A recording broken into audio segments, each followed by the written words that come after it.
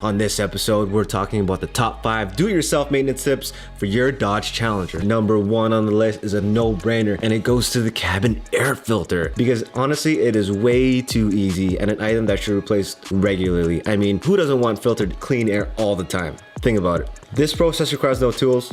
All you have to do is pop the hood, locate the cabin air filter box, and replace it. Now for the Challenger, it is located on the passenger side near the windshield. But on other similar Mopars, it can be found in the passenger side glove box. This is an easy one to do and should be done regularly to keep the air clean, whether it be the AC in the summer heat or the warm heater air in the winter. I usually change mine at the same time as my engine air filter at around 30,000 kilometers. Alright, number 2 on this list goes to the air filter. As mentioned before, I usually replace mine at the same time as the cabin air filter. This one's a solid maintenance item which only requires a flathead screwdriver. Just pop the hood, pop the air box lid, and swap out the filters. A dirty air filter generally won't trigger the check engine light. And really one of the only indicators of a dirty air filter is a gradual reduction of performance and fuel mileage. So just do it. Number 3 goes to cleaning the throttle body.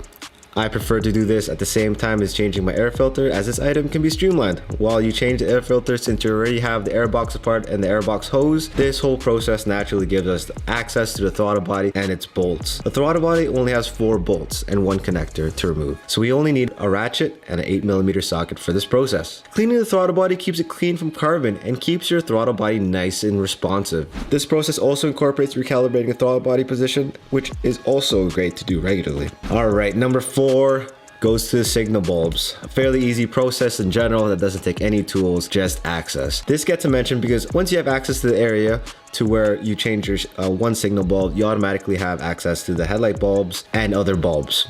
For the rear bulbs, they can be accessed through the trunk by removing the bulb housing. The fog lights are a little different story as they're accessed through the wheel well and may require you to remove the wheel. You could get away with turning the wheel all the way to the left or right, depending on the position, but if you needed more room, then the wheel would have to come off. Finally, number 5, we are replacing the wiper blade, which also requires no tools. Most shops and parts stores offer free installation, but this process is always good to know because you never know if you need to change them out quickly. Wiper blades can be damaged easily by extreme weather, may it be freezing rain or torrential downpours with heavy wind.